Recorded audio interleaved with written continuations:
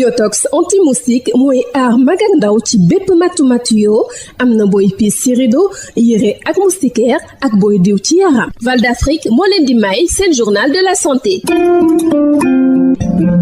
dal leen ak jàmm. xeesal bi nekk loo xamante ni tiitlu na lool te li mu mën a jural jigéen ñi ci wàllum wérgu yaram bëre lool loolee tax ngir mën leen a may ay soins yi war waaye it yee leen ci jafe-jafe yi nga xamante ni mën nañ koo am ci xeesal googe loole mooy mbébétu société sénégalaise bu dermatologie nga xamante ni amal nañu ab bés goo xamante ni dañ ci doon saytu nit ñi te duñu fay dara boole ci sensibilisation ñu ngi ko amalee ci institut d'hygiène sociale bu Ndakaaru ñu teewlu ci docteur Fatimata Ly di présidente bu société sénégalaise de dermatologie vénérologie ci micro Nanaïssa Ascofaré. ñu gën accentuer suñu liggéey ci sensibiliser malade bi parce que liggéey bi ñëpp ko bokk ndax état am na ci wàllam am na lu mu ci war a bay ci waa c'est-à-dire tout ce qui est interdiction de yenn produits dépigmentants ak réglementer le marché des produits cosmétiques ak surtout sensibilisation mais loolu ginnaaw ñun dañu seetlu ëpp na ñaari fukki at wala ëpp lu ko teg état deful dara ci par rapport ak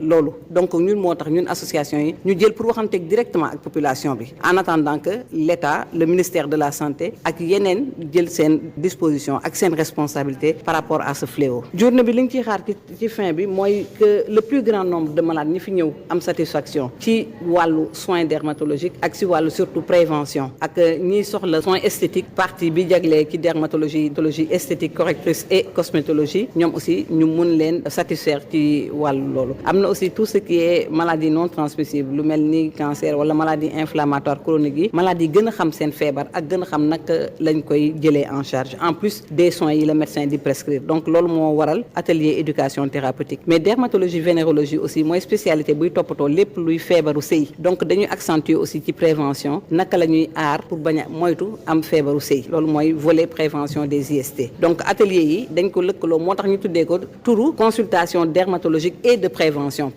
mooy laata feebar bi di egsi ci yow nga mën ko fagaru loolu mooy prévention donc loolu la ñu boole daal faj ko ak kii loolu aussi pour mu nekk possible il a fallu que direction hôpital bi joxe avalam parce que loolu nekkul tellement ci vocation hôpital mais surtout ñu lëkkaloo aussi ak district sud bu nekk fii nga xamante ni ñoom santé publique ak prévention moo leen a tax a jóg loolu moo waraloon journée bi. jaajëfal naa leen ci déglu bi dig daje ci beneen numéro. Yotox anti-moustique mooy aar mag ak ndaw ci bépp matu-matu yoo am na booy piis ci rido yére ak moustiquaire ak booy diw ci yaram. Val d'Afrique moo leen doon may seen journal de la santé. Yotox anti-moustique pour le corps, les vêtements, les rideaux et draps vous protège contre les moustiques chez l'adulte et l'enfant. Val d'Afrique vous offre votre journal de la santé.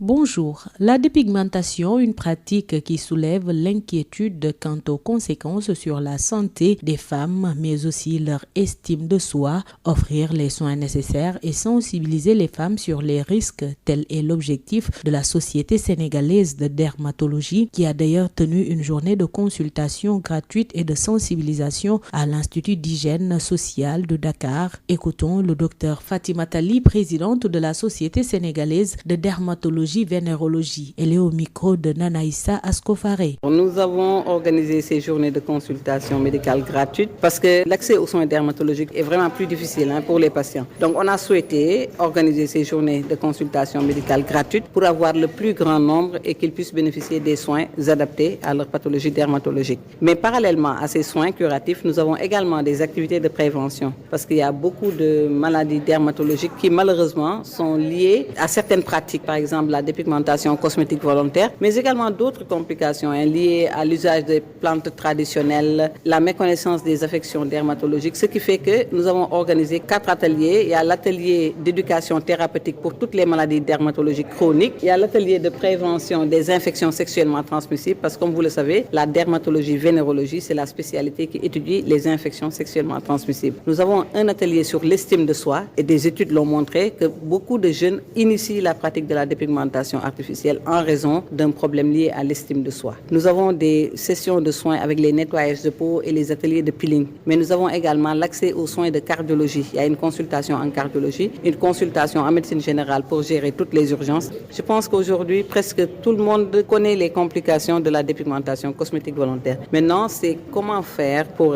arrêter cette pratique. Malheureusement, au niveau de l'État, il n'y a rien qui soit fait pour arrêter ce fléau. Nous offrons également des alternatives. Arrêter la dépigmentation, mais qu'est-ce que vous pouvez avoir comme soins d'hygiène, comme soins cosmétiques, comme soins esthétiques pour avoir les résultats escomptés sans altérer sa santé. Pour nos attentes, c'est que, déjà, la plupart des patients qui ont consulté aujourd'hui aient un diagnostic correct, un traitement correct, et surtout soient insérés dans le système de soins et qu'ils puissent venir pour continuer les soins. Depuis ce matin, il y a au moins 500 patients qui se sont présentés. Certains ont déjà bénéficié de leur consultation et il y a d'autres qui sont encore sur les listes d'attente. Merci de nous avoir suivis. Rendez-vous est pris pour un nouveau numéro. Yotox anti-moustique pour le corps, les vêtements, les rideaux et draps vous protège contre les moustiques chez l'adulte et l'enfant. Val d'Afrique vous a offert votre journal de la santé.